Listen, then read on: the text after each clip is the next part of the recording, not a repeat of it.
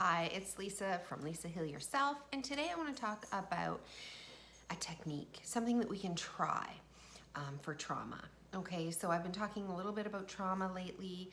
Trauma is just simply trapped emotions in the body from a past experience or past event that made us see ourselves differently in the world and sent our life in a different way. It shook the core, the foundation of what and who we are. So it doesn't have to be trauma. It can be a bad experience. It could be the illness. It could be the trauma. It could be just negative thoughts, vibes, feelings, relationships, anything like that. So when we take a look, it could be feelings. It could be grief. So I want you to take a look at your life as it relates to chronic illness and being sick, whether you have chronic pain or you have chronic anxiety or chronic fatigue syndrome or anything, okay? You have an illness, you have something, a condition that's going on. And usually when you look in the past, there's some sort of a traumatic event, a traumatic moment, some traumatic series of events, a traumatic, different events, different years. So the first technique is, this technique is called revision technique. So say you have a really bad day. Something happens to you during a day. You're just a normal, healthy person. You have a bad day. You get in a fight with somebody, and at the end of the day, you don't want to store that in your memory. You can do something called the revision technique, which is you go back and you replay this event, this fight, this argument over and over in your mind. Like most of us do anyways. If something has impacted us in a negative way, we'll likely go back and we start to think of, what should I have said? What could I have said? But it's often, what could I have said to make my point? What could I have said to make me the winner, to make this better? So our mind always is looking for ways to revise the past. So this technique is you help it. So at the end of the day, you go back and you replay this argument in your head, and instead of playing it how it played out, instead of re-seeing it the way it was, you have to really imagine a different outcome. I should have said this, then say it. Say it in the memory that you're rethinking, and hear yourself saying it, hear the other person responding favorably, hear them saying what you wanted them to have said, the ideas that you wished you could have got across, or you wished you should have said this, right? So you're gonna be saying this in your memory. You're gonna replay it back, sort of how it started, and you're gonna take it in a different direction. What you wanted to say, what you should have said, how they're gonna respond favorably. They're not gonna argue with you, they're going to agree with you. Things are gonna go well, you guys are gonna have things resolved, and you're gonna walk away feeling peaceful. Now you gotta replay this memory several times, over and over and over in your mind, 3, 4, 5 times. Maybe you need to do it, then if it's a really deep argument, you need to do it the next night a couple of times, until the new memory becomes what you store. So you're not storing the actual event, you're not storing the actual fight, you're now storing, because you've thought the other thing, 10 times now, over and over. And so that is what gets downloaded and stored. And it's positive, it's happy, it's uplifting, it ends well, it doesn't store trauma in your body. So that is like a proven technique that people try to do, in the spiritual development space and things like that. But can you do it for trauma? It's harder. So if you take a look back, maybe you've been sick for 5 years and you want to revise that. What does that look like? Maybe you go back to the actual event, the day you got sick, the day you had the accident, the day something happened to you, the day you remember feeling the symptoms, the day you made the wrong choice, the days, whatever it was that happened. So you're going back there in your mind and you replay it.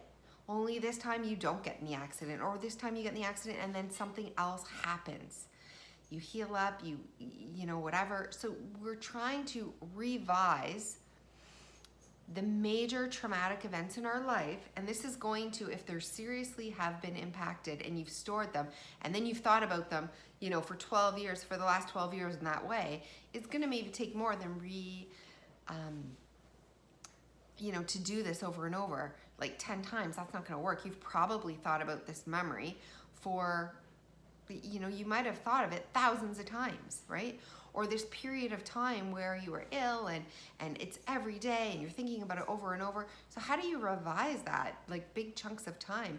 You go back and you just replay the whole chunk of time. You don't need to do every little tiny bit and every little, but the big moments, you can take them out, pull them out, and you can revise history by replaying those big moments and they happened in a different way. Then you can take chunks of time, maybe months at a time or years at a time, that were bad years, that you had this illness, that you had a lot of suffering, that the symptoms were super high, and you can just revise like 3 years. Just go back and play it in a different way. Not every day, but like the overall feeling of those years. Some of the big milestones in these years, or the big events, or just the feeling. But the secret here is not just, and once you pick the memory, once you pick the new revision, that's the one you play. Every time you think about your past, that is the one you play. So you have to get really used to like cementing it in. Think about it. It doesn't have to be perfect. And it doesn't even have to be meaningful. It has to end on a positive note. It has to leave you feeling good.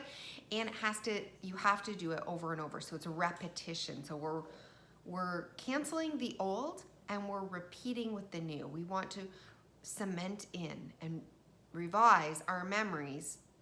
And you're saying, yeah, but it really happened. Like, so great. Learn the lessons from what really happened and apply them. Maybe some of the things that were meaningful happened to you, the things that you learned lessons from, they can still have happened, but you got the lesson earlier. Things worked out. Your life is going on a good trajectory because of that thing. So you just really want to be careful that you play it and then you repeat it over and over and over so that you can start to revise your old memories that are keeping you stuck. They're traumas that are keeping you stuck in your body. This is another sort of mental technique or mental way that you can get rid of trauma. It's not even getting out the trauma, physically or emotionally or crying it out or whatever it is, feeling it, feeling the feelings. It's literally going in with a technique and trying to rewrite history the way you wanted to see it. Okay? And then the key is, after you've done it a number of times, you really have to try to feel it, because it's the feeling, that feeling of happiness, that feeling of contentment, the feeling of peace in the memory, the feeling that everything's okay in the memory, the hug that someone gave you in the memory that maybe never happened the first time, but it happens in your revision, right? The way you felt good. It's the feeling. Once you if you ever get the feeling when you're replaying this, that feeling that you're getting from it, that is the feeling that you need to replay. That's the feeling that you want to feel when you look back on your traumatic past or history.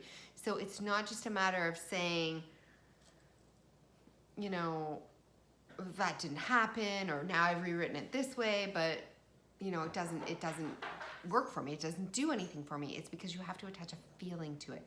You have to be able to get into the feeling. So we're going to do a lot of work on looking forward. I think it's more important to look forward than it is to look back. But since many of us do look back, and at night we recount stories, we retell stories, we look back in our past, if you find yourself doing that, just put up a stop sign, right? Put the stop sign up, and mentally, even just take 3 minutes. It doesn't have to be a long, drawn out whole memory. You don't have to get all the details of it right. Just stop yourself from replaying the memory the way it was and replay it differently. Replay it in a positive light, even if it's not true. It eventually will become true. You'll be able to let go of it in your mind. So that's one technique or sort of trick or thing that you can do to rewrite the past, is rather than having to completely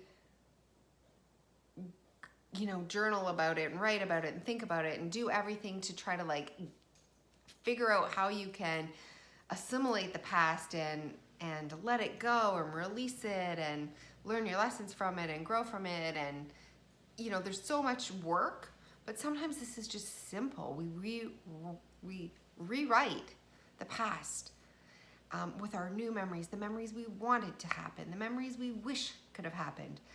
We stop replaying the bad and we start replaying what we would have wanted. We replay what we wanted to have happened with feeling, with passion, like it did happen. And that is I hope this has been helpful. It's a really good technique and tool that you can use. It only works if you continually do it and stop yourself in the moment from replaying those, at night before bed or whenever you have this quiet moment, you're starting to replay the conversations, to replay the memories, to replay the history.